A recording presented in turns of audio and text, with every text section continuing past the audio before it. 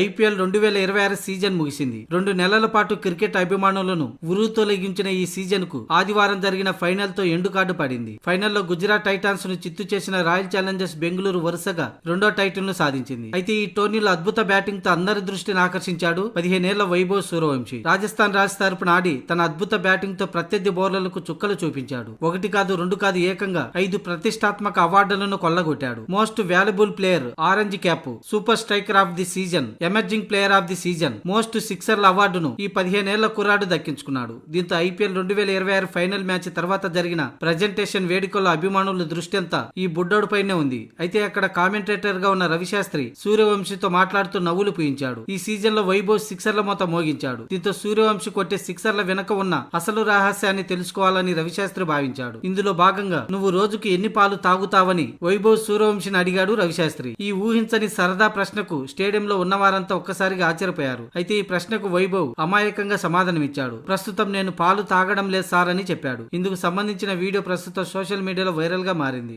ఇక ఈ సీజన్ లో రాజస్థాన్ రాయల్స్ జట్టు ఫైనల్ కు చేరుకోలేకపోయినప్పటికీ వైభవ్ సూర్యవంశీ మాత్రం తన ఆట తీరు తాకట్టుకున్నాడు. 16 ఇన్నింగ్స్ లో 776 పరుగులు చేసి ఆరెంజ్ క్యాప్ ను సొంతం చేసుకున్నాడు. మొత్తంగా 48.50 సగటుతో 237.30 స్ట్రైక్ రేట్ తో ఆడాడు. ఇందులో ఒక సెంచరీ, 5 హాఫ్ సెంచరీలు చేశాడు. సీజన్ మొత్తం 72 సిక్సర్లు బాదిన వైభవ్ ఒకే ఐపీఎల్ సీజన్ లో అత్యధిక సిక్సర్లు కొట్టిన ఆటగాడుగా చరిత్ర సృష్టించాడు. అలాగే ఆరెంజ్ క్యాప్ అందుకున్న అతి పిన్న వయస్కుడుగా వైభవ్ సూర్యవంశీ రికార్డు క్రియేట్ చేశాడు.